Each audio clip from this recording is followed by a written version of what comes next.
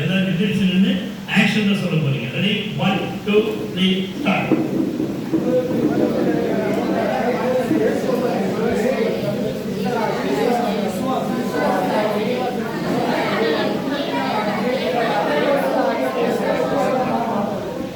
Wow, very good. இதெல்லாம் செய்ய பார்க்கலாம். எப்படி கட்சி பண்றாருன்னு பார்க்க போறோம். உள்ளவர்களை இயேசுவை பற்றி அறிவித்து அவர்களை விசுவாசியாக்கி சீடராக்கி அங்கத்தினராக்கி இயேசுவை போல மாற்றுவார். மறுபடியும் சொல்லுங்க. இயேசுவை பற்றி அறிவித்து உலகத்தில் உள்ளவர்களை எல்லாம் கை சிலுவை இது கரெக்டா பாருங்க. உலகத்தில் உள்ளவர்களை இயேசுவை போல மாற்ற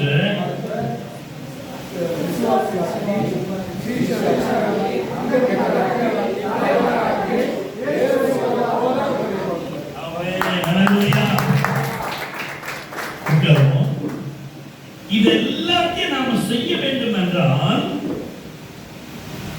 நான் என்ன போட்டு இருக்கேன்? ஏன் கண்ணாடி போட்டு இருக்கிறேன்? கண்ணு கொஞ்சம் மங்கலா இருக்குது. கண்ணாடி போட்டு இருக்கு காரணம் என்னன்னா கண்ணு சரியா தெரியல. இவ்வளவு மாதிரி எங்க இருந்தப்போ கண்ணாடி இல்லாமே நான் செஞ்சேன். இப்ப கண்ணாடி போட்டு பார்த்தா தான் தெளிவா தெரியும். கண்ணாடி எதுக்கு பயன்படுத்துறோம்? தெளிவா பார்க்குது. அந்த பார்வைக்கு தெளிவா பார்ப்பதற்கு இன்னொரு வார்த்தை என்ன வார்த்தை சொல்ல முடியுமா? நான் இதை பார்க்கணும். தரிசனம் சொல்லுங்க. தரிசனம் தரிசனம் விஷன். இங்கிலீஷ் சொல்லுமா? விஷன். இங்கிலீஷும் கற்றுக்க போறோம், தமிழ்லையும் கற்றுக்க போறோம். இந்த தரிசனம் என்றால் என்ன சொல்லுங்க. நாம் இதை குறித்து தான் கற்றுக்கொள்ள போகிறோம். தரிசனம் இரண்டு விதத்தில் இருக்குது. எத்தனை விதத்தில் இருக்குது? The two kinds of visions are there. ரெண்டு விதமான தரிசனங்கள் உண்டு. ஒன்று physical vision, அதாவது மாம்சத்திலே காணக்கூடிய ஒரு தரிசனம். அது என்னன்னா blindness, குருட்டுத்தன்மை. என்னங்க குருட்டுத்தன்மை இருக்கும். ஒரு சிலர் பிறந்த வழியிலே குருடா பிறந்திருப்பாங்க. அவங்க கண் பார்வை இருக்காது. அப்புறம் டிஃபரெண்ட் டைப் ஆஃப் பிளைண்ட்னஸ் காணப்படும். ஒருத்தர் கிட்ட பார்வை, ஒருத்தர் தூர பார்வை. அதற்கு ஏற்ற வண்ணமாக கண்ணாடிகளை போட்டு கொள்வது, இதெல்லாம் இந்த கண் பார்வை சம்பந்தமானது. இது எதுக்காக உலகத்தை பார்க்குது? எதுக்காக? அழகாக காட்டுறேன் உள்ள. எப்படி எப்படி பார்க்கறேன்? நான் கையை எப்படி வச்சு பாருங்க, வெளிச்ச அடிக்குது. அது போலதான் வேதத்தினுடைய ரகசியங்களை நாம் பார்க்கும்படியாக நமக்குள்ளாக ஒரு தரிசனம் தேவை. என்ன தேவை? இந்த தரிசனம் எங்க ஆரம்பிக்கணும்? இருதயத்திலே இருந்து ஆரம்பிக்கணும். இருதயத்திலே இருந்து ஆரம்பிக்க வேண்டும். இந்த இருதயத்திலே இருந்து நமக்கு ஆரம்பிக்க வேண்டுமானால் இருதயத்துக்குள்ளாக நம்முடைய கண் இருக்க வேண்டும். இருதயத்துக்குள்ளாக நம்முடைய கண் பார்வை இருக்க வேண்டும். சரி, உலக பிரகாரமான கண்ணில் லாங் சைட்டு, ஷார்ட் சைட்டு, கண்ணில் தண்ணி வருது, கண்ணில் ரத்தம் வருது, இப்படி பல காரியங்கள் எங்க போவோம்? டாக்டர் போயிட்டு அங்க ஆபரேஷன் பண்ணிட்டு நினைக்கிறீங்களா? மோசஸ் சுந்தர் சிங் ரெவரண்ட் ஐயா அவர்கள் இப்போது என்னை மாட்டிக் கொண்டிருக்கிறார்கள். ஏனென்றால் அவர்கள் கண் ஆபரேஷன் செய்து இன்றைக்கு அந்த கண் பார்வை தெளிவாய் தெரியும்படியாக கொஞ்ச நாள் இந்த கருப்பு கண்ணாடி போட்டா எம்ஜிஆர் மாதிரி பின்னால கண்ணாடி எல்லாம் பார்க்க முடியும். ஆமென். இது போலதான் பாருங்க, நம்முடைய கண் பார்வை வேதத்தில் இருக்கிற காரியங்களை நாம் கற்றுக்கொள்ளும்படியாக தேவனுடைய பிள்ளைகளே நமக்கு அந்த இதய துடிப்பு தேவையாக இருக்கு. இதய துடிப்பு நமக்கு தேவையாக இருக்கு. எல்லாரும் இதயத்தை கை வச்சு பாருங்க. என்ன சத்தம் வருது? Lub dub lub dub lub dub வருதா? அப்ப அது போல நமக்குள்ள என்ன இருக்கணும்? ஒரு துடிப்பு இருக்கணும். என்ன துடிப்பு? இயேசு அறிவிக்கணும், இயேசுவை அறிவிக்கணும், இயேசுவை சொல்லணும், இயேசுவை சொல்லணும் என்கிற ஒரு இதய துடிப்பு நமக்குள்ளாக எப்பொழுதுமே இருந்து கொள்ள வேண்டும். இந்த இருதய துடிப்பை குறித்து பிலிப்பியர் 2ஆம் அதிகாரம் 13ஆம் வசனம் வாசிப்போம். பிலிப்பியர் 2ஆம் அதிகாரம் 13ஆம் வசனம். பிலிப்பியர் 2:13. ஏனெனில் தேவனே தம்முடைய தயவுள்ள சித்தத்தின்படி முதல்ல to will of God, the direction is start from the will of God. அதாவது தேவன் தம்முடைய தயவுள்ள சித்தத்தை, அவருக்கு ஒரு சித்தம் தரிசனத்துக்கு, அவருக்கு ஒரு சித்தம் இருக்கு, எனக்கு ஒரு சித்தம் இருக்கும் இல்லையா? நம்ம ஒரு சித்தம் இருக்கு.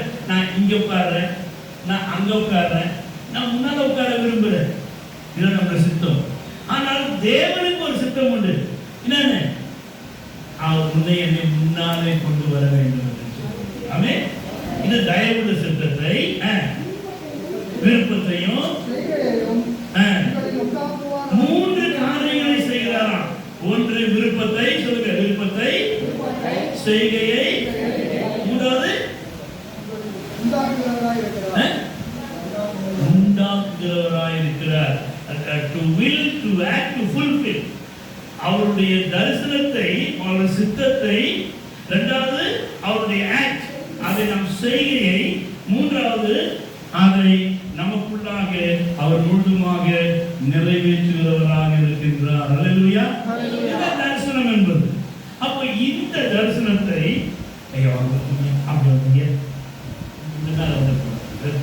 கண்ண வர இருக்கிறோமா? ஐயா வாங்க.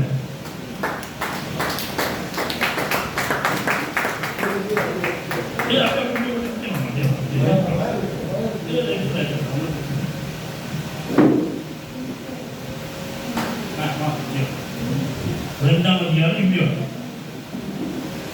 அபிஷேகம் அவங்க சரி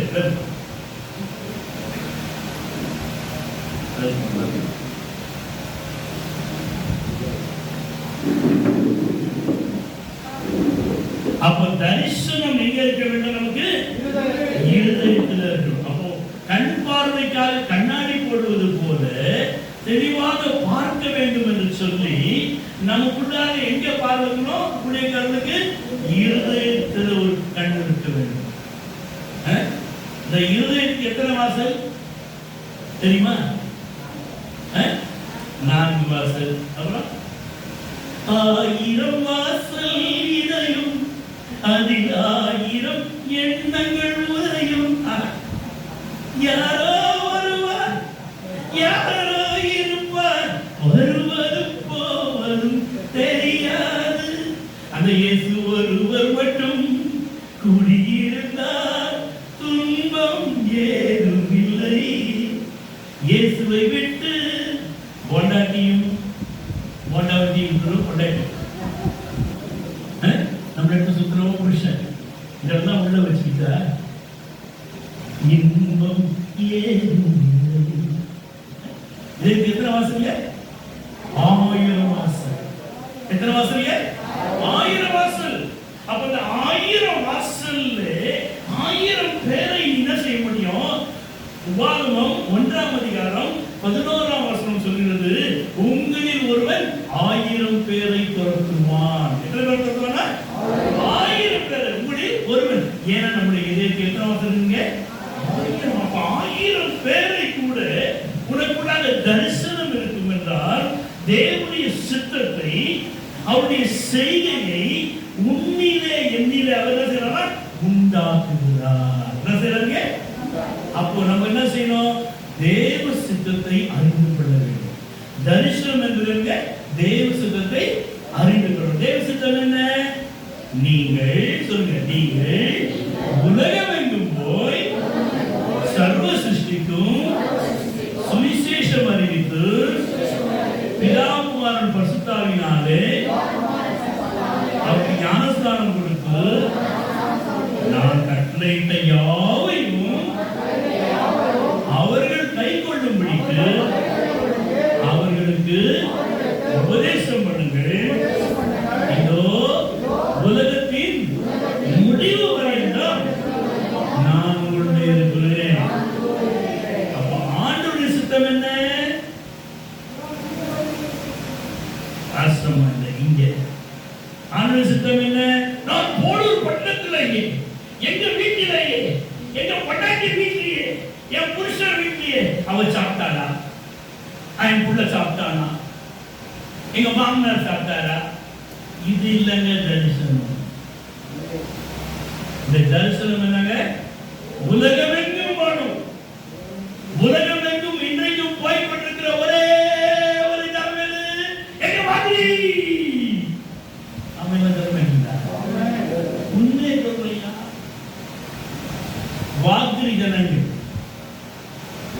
ஜனங்கள் உலகமெங்கும் போறாங்க. மைசூர்ல வந்து பாருங்க, ஒரு தெரு இருக்கு. ஒரு வீடும் 1.5 கோடி, 2 கோடி, 60 லட்சம், 80 லட்சம் எல்லாரும் கேட்காரு. யாரு? வாக்கிரி ஜனங்கள். ஜிப்சி மக்கள். வாக்கிரினா தெரியாதா? ஜிப்சி மக்கள், குருவிக்காரர் என்று சொல்ற பாருங்க. ஏன்னா அவருடைய தரிசனம் உலகமெங்கும் போகணும்.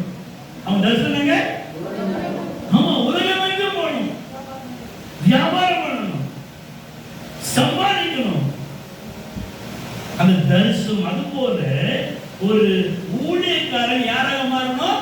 ஒரு ஜிப்சியாக மாறணும். யாராக மாறணும்? ஆனால் ஜிப்சிக்கு தரிசனம் என்ன? வீடு மேல வீடு கட்டி கோடி கோடி சேர்த்து வைக்கும் சீமானே. அது அவங்க தரிசனம். உங்க தரிசனம் ஏன் தரிசனாங்க? புறப்பட்டு போங்கள் என்றார், நான் கூடவே இருப்பேன் என்றார். நரகத்தை நோக்கி அழுகின்றார் மாந்தன், அதன்தான் இயேசு அல்லோ. அந்த இதயத்திற்கு இயேசுதான் தேவை அல்லோ. நமக்கு அந்த இயேசுவை குறித்து ஒரு தரிசனம் இருக்கணும். எங்க போனோம்?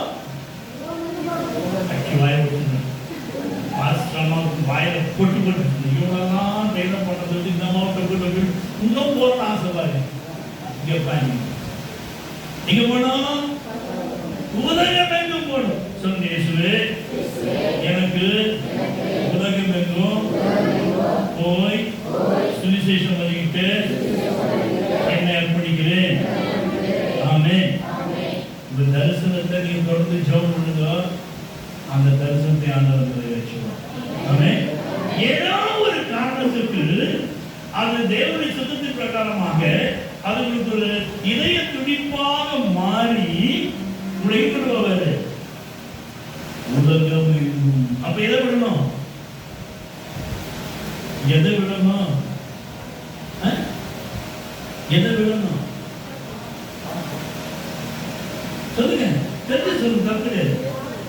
நம்ம பாவத்தை விடுமா? அதை விட முடியுமா? அது உன்னை விட்டாலும் நீ அதை விட்டாலும் 2 பேரும் விட மாட்டோம். பிராக்டிகல் ரைட் இல்லையா?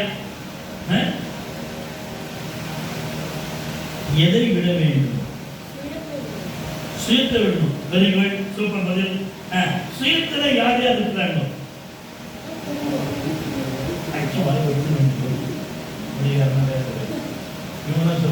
பயிற்சியில சொல்லுங்க.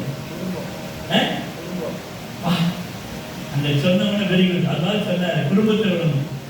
முடியுமா? அந்த மறைக்கிறாங்க பாருங்க. பார்வை என்ன பார்வை, உங்கள் பார்வை அங்கே தடிக்கும். தேவனுடைய பிள்ளையே, உனக்கு எதை விடணும்? முதல்ல ஆமா குடும்பத்தை விட்டாதான் என்ன செய்ய முடியும்? வெளியே போகணும். தரிசனம் என்பது முதலாவது வீட்டை விட்டு வெளியே போ. வீட்டை விட்டு உனக்கு அந்த துடிப்பு இருக்கணும். என்ன துடிப்பு இருக்கணும்? வெளியே போய் சுவிசேஷம் அறிவிக்க இதய துடிப்பு. உன்னுடைய இதய துடிப்புல இந்த ஒரு துடிப்பு உங்களுக்குள்ளாக வரும் என்றால் என் ஆண்டவர் உங்களுடைய துடிப்பை ஆசீர்வாதமாக மாற்றினார். அதான் இதே துடிப்பு என்பது. அதான் தேவ சித்தம். தேவன் தம்முடைய சித்தத்தை உன்னிலே உண்டாக்குகிறவராய் இருக்கிறார்.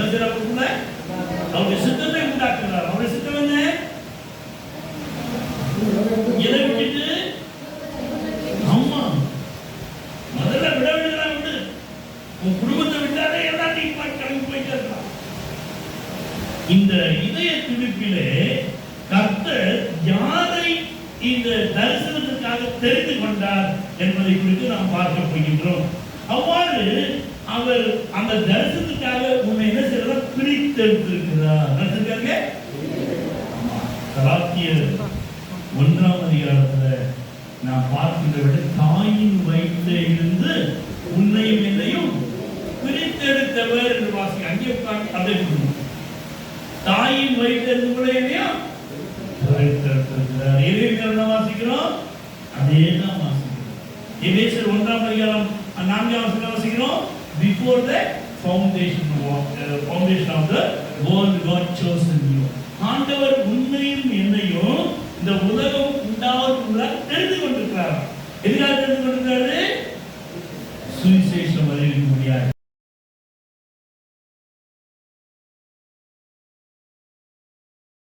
உன்னை என்னை பிரித்து வைத்திருக்கிறார். எங்கிருந்து பிரித்து வைத்திருக்கிறாரு? தாயின் கருவில இருந்து. இரண்டாவது வேறங்கள் நீங்க நான் புரியணும். Very good, very good. பேர் மக்களே சிவரஞ்சினி நம்ம டீம் தானே இது. Very good, very good, very good. 2015 பார்த்து சொன்னீங்க. தேவனுடைய பிள்ளைகளை இந்த தரிசனம் உங்களுக்குள்ளாக வருகின்ற ஆண்டவர் பிரித்து எடுத்தார். மத்தேயு 4ஆம் அதிகாரம் 11ஆம் வசனம்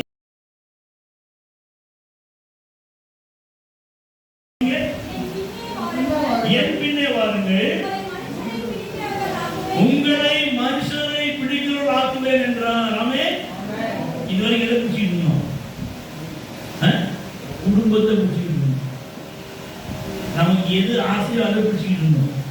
ஆனா ஆண்டவர் சொல்றாரு, உங்களை மனுஷரை பிடிக்கிறவர்களா. அப்போ நீயும் நானும் மனுஷரை பிடிப்பதற்காகவே அவர் உண்மையும் என்னையும் பிரித்தெடுத்தார் சொல்லி வாசிக்கிறோம். ரோமர் 8ஆம் அதிகாரம் 25ஆம் வசனம் வாசிக்கின்ற பொழுது, யார் தேவனுடைய நாமத்தால் அழைக்கப்பட்டார்களோ அழைக்கப்பட்டவர்களை அந்த தீர்மானத்தின்படியாக பிரித்து வைத்திருக்கிறார். இன்னைக்கு நீங்க இத்தனை பேர் வந்திருக்கீங்கன்னா தேவன் உங்களை தெரிந்து கொண்டிருக்கிறார். ஆமென். எதுக்காக? அவருடைய தரிசனம் நிறைவேறுகிறது. என்ன நிறைவேறும்? ஆனா இன்னைக்கு ஜனங்க எதுக்கு மேல ஓடுறாங்க?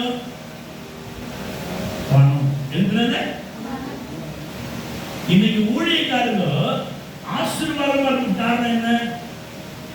பணத்துக்கு பின்னால ஓட, ஆத்துமாவுக்கு பின்னால ஓட. ஆத்துமாவுக்கு பின்னால ராஜு ஐயாவை 2015 7 நினைக்கிறேன். ராத்திரி 1:30 மணி 12 மணிக்கு கார் எடுத்துட்டு போகும். நான் நெல்லையில் சைமன்னு ராமச்சந்திரன் ஃபுல் வேகமாக ஓட்டின்னு போகிறேன். ராத்திரி 7 பேர் பிரேக் அடிக்கிறேன். Break fail. வண்டி பார்த்தா 100க்கு மேலே ஓடுது. சோத்திரம் சோத்திரம் சோத்திரம் சோத்திரம் சோத்திரம் தான் ஒன்றுமே தெரியல. அவன் சைமன் தான் மாறாரு. என்னையா ஒன்றும் இல்லையா அப்படியே அப்படியே அப்படியே அப்படியே போட்டு அவங்க வீட்டுல கொண்டம் வீட்டு வரங்கிட்ட ஒரு மரம் நிச்சு பண்ணி அந்த ராத்திரில அவர் ஒரு மாருதி வேலை வச்சிருந்தார். அவரு ஞாபகா இப்ப ஞாபகம் வருது இல்ல? ஆமா, பாத்தீங்களா? உடனே கொடுத்துட்டாரு. முன்ன பின்னே எனக்கு தெரியல. ஆனா இன்னைக்கு அவர் வீட்டு போய் நாங்கள் ராத்திரி தங்கணும். இவங்க வெளியே கொடுத்துட்டாங்க. பெரிய வீடு. நான் உள்ள போய் ஜாலியாக போய் டிவி அப்பவே இருந்துச்சு. உள்ள போய் படிச்சுட்டேன். ஆனா இன்னைக்கு அவங்க பையன் ஆயிரம் படிக்கிறான். காரணம் என்ன? தரிசனம். உங்களுக்குள்ளாக ஒரு தரிசனம் வேணும். நீ தரிசனம் உள்ளவர்களாக மாறுகின்ற உன் குடும்பம் ஆண்டவர் உயர்த்துவாரு. நீ பணத்துக்கு மேல போனா பணம் உனக்கு மேல தேடி வரும். நீ எங்கெங்கெல்லாம் ஊழியக்கார கூட்டம் நடக்குதோ, அவன் டிராவல் கொடுத்தாலும் சரி கொடுக்காட்டாலும் சரி ஆண்டவர் கொடுத்தாரு. நீங்க இப்போ உட்கார்ந்து அந்த வசனத்தை கேட்டு அந்த சத்தியத்தை நீங்க உள்ளே வாங்கி மற்றவங்க சத்தியத்தை கொடுக்கின்றவர்களே கர்த்தர் உயர்த்த ஆரம்பித்தார். ஆமே. எதுக்கு முன்னாடி மனுஷரை பிடிக்க முடியாது. யாரை பிடிக்க முடியாது? என்ன அம்சம் பெங்களூர்ல இருந்து யார உங்களை பிடிக்க முடியாது.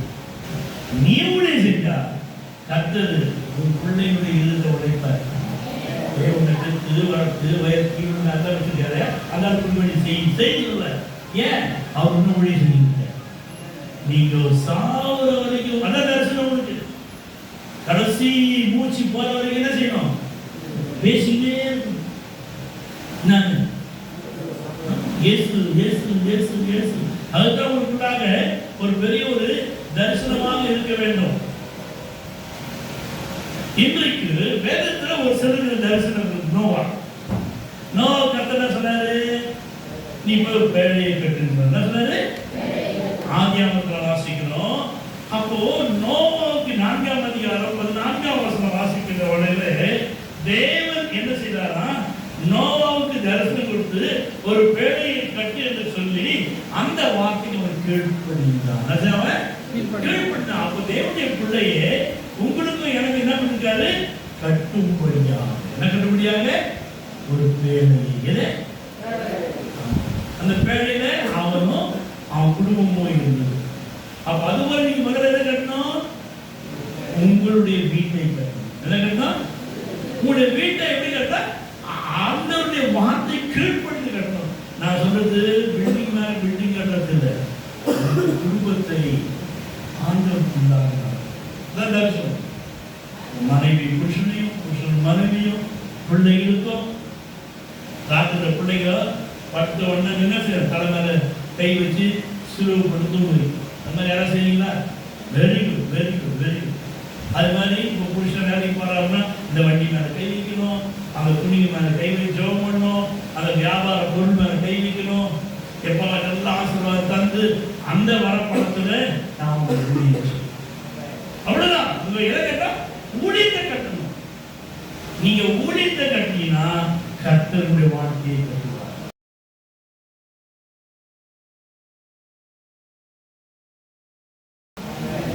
வேற ஒண்ணும் இல்ல, சிம்பிள் டெக்னாலஜி தான். நீங்க ஊழியம் மாத்திரம் செஞ்சு பாருங்க, உங்க வீடு கட்டப்படும்.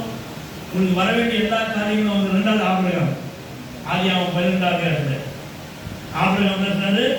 உன் குடும்பத்தை விட்டு, உன் ஜனத்தை விட்டு, உன் இனத்தாரை விட்டு நான் காண்பிக்கும் தேசத்துக்கு போன்னு சொன்னேன். அப்போ தேவனுடைய பிள்ளையே உனக்குள்ளாக தரிசனம் கர்த்தர் எங்க போக சொல்றாங்க? என்ன செய்தி போகணும். நான் இருக்கணும், சுவிசேஷம் அறிவிக்கணும். உங்களுக்குள்ள ஒரு தரிசனம். நாங்க போய் சுவிசேஷம் அறிவிச்சு அங்க ஒரு சின்ன சபையை உண்டாக்குவேன். அப்புறம் அங்க என்ன செய்வேன்? நம்ம பாசையா ஐயா வாங்கயா, நாங்க 10 வச்சுட்டோம், நாங்க 10 வச்சுட்டோம், நீங்களே செய்ய மீதிங்க இன்னும் 10 வைக்க. கொஞ்சம் நீங்க இந்த 1.5 வருஷத்துக்கு 10 வச்சு பாருங்க தரிசனம். முதல்ல எது பத்திக்கணும்? நீங்க பத்திக்கணும். பத்திக்கணும் என்ன செய்வான்? மேல என்ன பத்திக்கணும் செய்வான், ஓடுவான் இல்லையா? ஒரு நிக்க மாட்டாங்க. அது ஒரு தரிசனம்.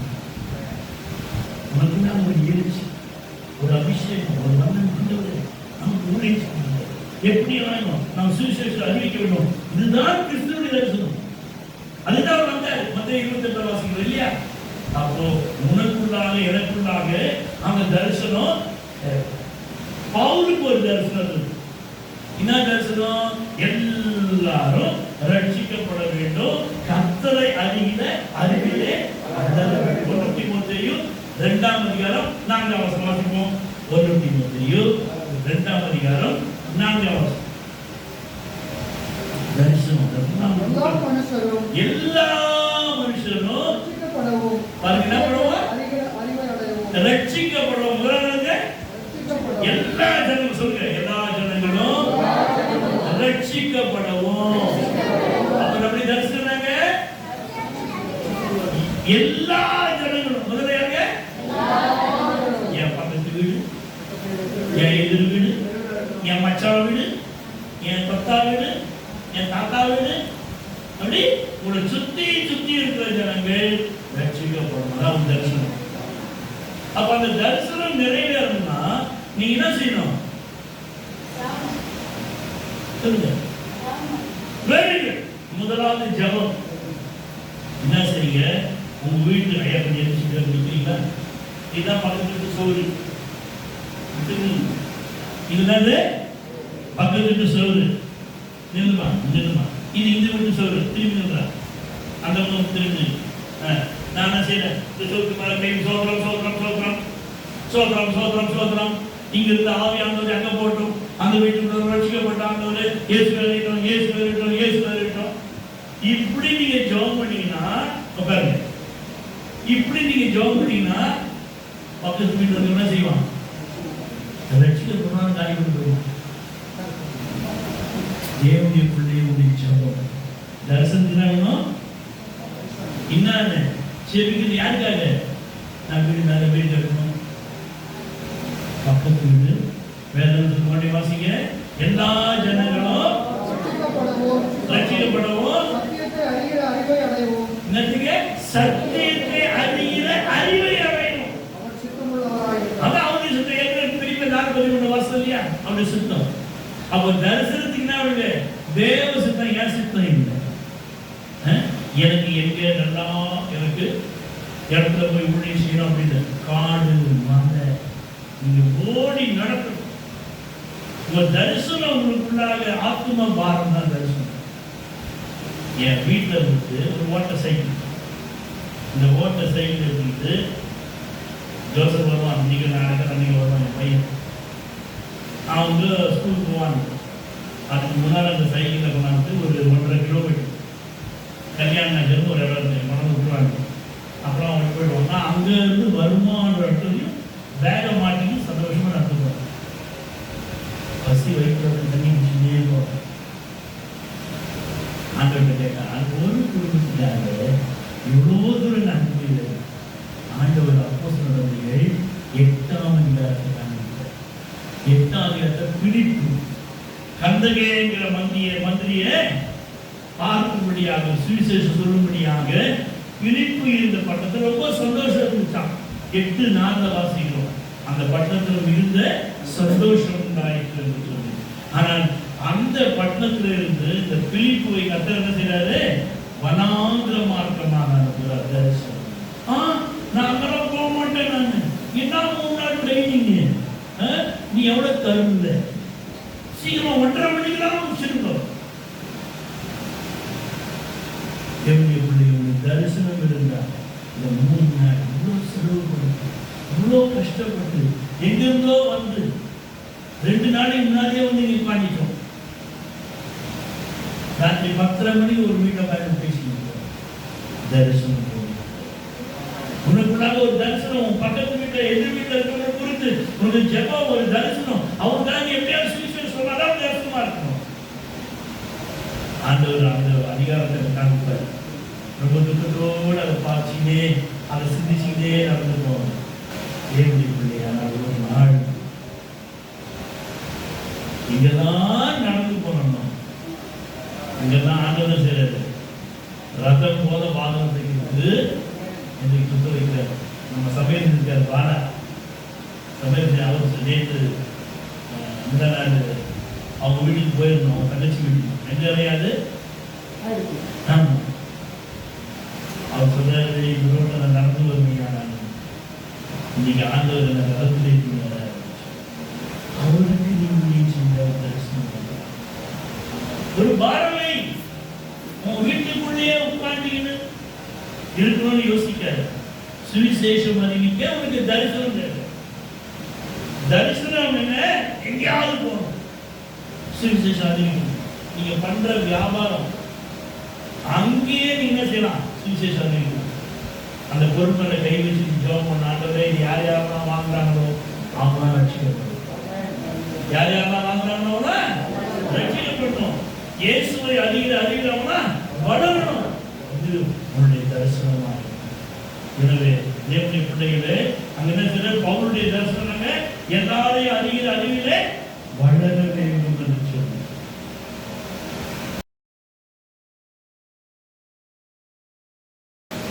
கழுக பார்த்தீங்களா? அதுக்கு ஒரு தரிசனம் உண்டுங்க.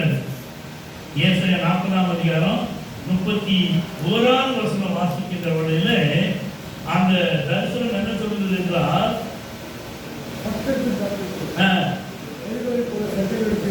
கர்த்தருக்கு காத்திருக்கிறவர்களோ முகம் அடைந்து கழுகுகளை போல சட்டத்தை எடுத்து எழுப்புவார்கள். ஓடினாலும் உடைப்படையாக நடந்தாலும் சோர்ந்து போகாது. வசனத்தை மனப்பாடம் பண்ணணும். வசனத்தை மனப்பாடம் பண்ணணும். கழுகுகளை போல சட்டத்தை என்ன செய்யணும்? எழுப்பணும். ஆனா நீ எழுப்புறதுக்கு என்ன செய்யணும்?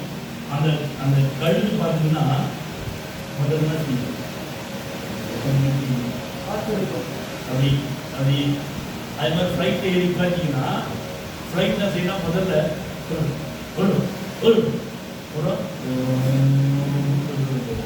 மொழி நிற்கும். ஃபர்ஸ்ட் ஸ்டார்ட் பண்ணி அப்புறம் சொல்லுவாங்க, எல்லாரும் ரெடியாகுங்க, நம்ம என்ன பெட்ரோல் போட்டுக்கோ, அதை போட்டுக்கோ, இதை போட்டுக்கோ, ஏரோப்ளைன் மோட்ல நீங்க சொல்லிட்டு அடுத்த இன்ஜின் சத்தம் ரெண்டாவது இன்ஜின். அப்புறம் இன்னும் கொஞ்சம் போய் நிற்குவாங்க. அங்க வந்து டிங் டிங் ஒரு டிங் டிங் சொல்லுவாங்க. மூணாவது டிங், மூணாவது இன்ஜின் ஸ்டார்ட். நாலாவது டிங் கேட்கணும். காரணம் செய்வோம், காத்து காது அடைக்கிற மாதிரி.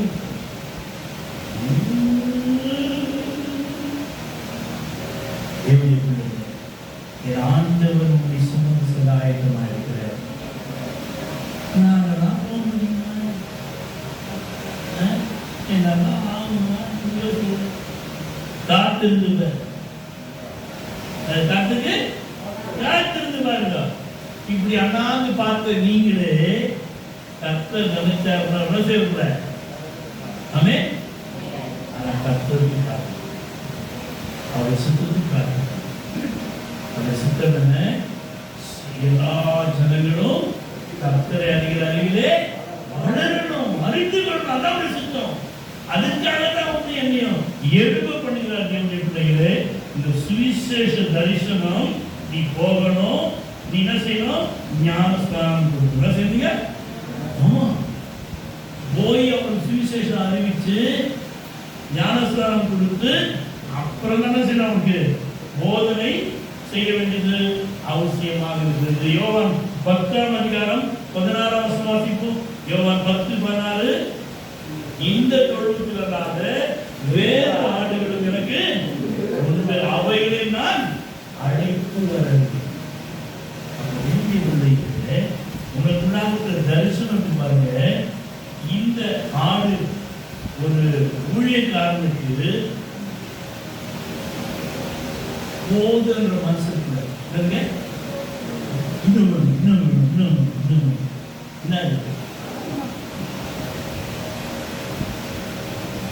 ஆத்துமாக்கள் நீ கொண்டு வர. இப்போ ஐயா நீங்க சொல்லுவாங்க, இவர் வந்துட்டு சுவிசேஷம் சொல்றாரு சொல்லுவாங்க. ஐயாவுக்கு சுவிசேஷம் சொல்லிட்டு இவர் வந்து இவர் அமைச்சார். இப்போ 3 மாசத்துல இந்த 3 நாள் இவர் போயிட்டு இங்க கத்துக்கிட்டு நான் கத்துக்கிட்டு இவர் என்ன செய்யறாரு? இவர் அவருக்கு சொல்றாரு. இவர் என்ன செய்யறாரு? இவங்க 2 பேரும் அத்தால போய் பார்க்க பார்த்து 2 பேரும் வாங்கி 3 மாசத்துக்குள்ள 3 பேர் செஞ்சுட்டாங்க. எத்தனை பேர் செஞ்சாங்க? 3 பேர் செஞ்சுட்டாங்க. இப்போ 2வது மாடியூலுக்கு நாங்க வரப்போறோம். என்ன மாடியூல்? முதல் சுவிசேஷம், 2வது சுவிசேஷம் அறிவித்தவர்களை சீஷர்களாக மாற்றுவது. யாராக மாற்றுவது? அடுத்த படி சீஷர்களாக மாற்றுவது. அப்போ இவர் வந்து நம்மளுடைய ட்ரைனிங் வர இந்த 3 பேர் இவர் வந்து ஒரு 5-8 பேரை சந்திச்சார். 8 பேர்ல கடைசியில 3 பேர் தான் உருப்படியா இருந்தாங்க. நல்லா தெரிந்து கொள்ளுங்க. நீங்க சுவிசேஷம் சொல்றாங்க எல்லாரும் ஆமான்னு அப்புறம் என்ன செஞ்சுருவாங்க? போமான்னு போயிட்டே இருப்பாங்க. கடைசியில 1 2 தான் மிக்கும், 5 பேர். அப்ப இந்த 3 பேருக்கு இவர் தான் செய்யறாரு. அடுத்த 3ஆவது மாசம் சொல்றாரு, ஐயா நான் 8 பேரை சந்தித்தேன், 3 பேர் தான் இப்ப என்கிட்ட கனெக்ஷன் ஆகுது. தரிசனம் புரியுதுங்களா? தரிசனம் எத்தனை பேரு? 5 பேரோ 6 பேரோ 7 பேரோ 8 பேரோ நீங்க சுவிசேஷம் சொல்லிட்டீங்களோ, ஆனா தொடர்ந்து கனெக்ஷன் இருக்கணும். என்ன கனெக்ஷன்? நோக்கியாவுக்கு ஒரு வேர்டு உண்டு. என்ன வேர்டு? Connecting people. நோக்கியாவை கனெக்டிங் பீப்புள். அப்ப அது போல நீங்க எப்பவுமே கரண்ட் என்ன செய்யணும்? கரண்ட் ஷார்ட் இருந்துட்டே இருக்கணும். இங்க தேய்ச்சா அது அங்க தேய்க்கும், அங்க தேய்ச்சா அங்க தேய்க்கும். அந்த பவர் இருந்துகிட்டே இருக்கணும். தரிசனம் உனக்கு அந்த தரிசனத்தை 2வது வாரம் வந்து 2வது மாடியூல்ல வந்து சீஷர்களாக மாற்று. யாரை மாற்றுது? அப்ப நாங்க சொல்லிக்கிறோம் சீஷர்களை எப்படி உருவாக்குவது. இந்த காரியத்தை நாங்க கற்றுக் கொடுத்தோம்னா இவங்க தான் செய்வாரு. இவங்க 3 பேரும் சீஷராக மாற்றுவார். யாரா மாற்றுவாரு? சீஷர்களாக மாற்றுவார். அப்ப இந்த 3 பேரை செய்வாங்க, போய் மற்றவங்க சுவிசேஷம் அறிவிப்பாங்க. அப்படி 2வது மாடியூல் சீஷர்களாக மாற்றுவது. 3வது மாடியூல் இருக்குது அங்கத்தினர்கள் ஆக்குவது. என்ன ஆக்குவது? அங்கத்தினர் யாரு? பாடி ஆஃப் கிரைஸ்ட், கிறிஸ்துவுடைய சரீரத்திலே நாம் அனைவரும் அங்கமாக இருக்கிறோம். நான் என்ன ஜாதி, இவர் என்ன ஜாதி, அவர் என்ன ஜாதி, இவர் என்ன ஜாதி, அவர் என்ன ஜாதின்னு தானே கிடையாது. இவர் எங்க வீட்டுக்கு நான் வீட்டுக்கு போவேன், நான் எங்க வீட்டை சாப்பிடுவேன், நான் உங்க வீட்டை சாப்பிடுவேன். சரீரத்தில் அங்கம், கிறிஸ்துவனுடைய அங்கம். நம்ம யாரா மாறணும்? கிறிஸ்துவனுடைய அங்கமாக மாறும். 3வது மாடியூல். 4வது மாடியூல்ல தலைவர்களை உருவாக்கணும். யாரை உருவாக்கணுமா? இதுல ஸ்கில் நல்லா ட்ரெயின் அப் ஆயிட்டு 2-4 பேரை சந்திச்சு 5 பேர் வந்து யார் யாருக்கு இந்த ஸ்கில் இருக்கிறதோ அவங்களாம் தலைவர்களாக நான் மாற்றுறேன். 5வது என்ன கற்றுக்கிட்டாங்க? லைக் ஜீசஸ், இயேசுவை போல. தரிசனம் என்றால் இது 5 காரியங்கள் நீங்க தெரிந்து கொள்ள வேண்டும். எனவே இந்த 3 நாட்களை நீங்க ரொம்ப அழகா நீங்க பயன்படுத்தணும். தொடர்ந்து நாம் என்ன செய்யறோம்? முதலாவது எதை சிந்தித்தோம்? ஃபர்ஸ்ட் சப்ஜெக்ட் ஊழியம் என்றால் என்ன? கொஞ்சம் ஆக்ஷன் பண்ணிக்காம ஊழியம் என்றால் என்ன? இப்படி நல்லா சிலுவையா கை வச்சுக்க, இதெல்லாம் எடுத்துக்க, இதெல்லாம் எடுத்துனா ஃப்ரீயா இருக்கு. இப்படி கை நல்லா கழுகு போல மாத்து இல்லையா? இப்படி இப்படிலாம் நல்லா இப்படி சொல்லுங்க. இப்படி இங்க பாருங்க. Very good. சுவிசேஷம் அறிவித்து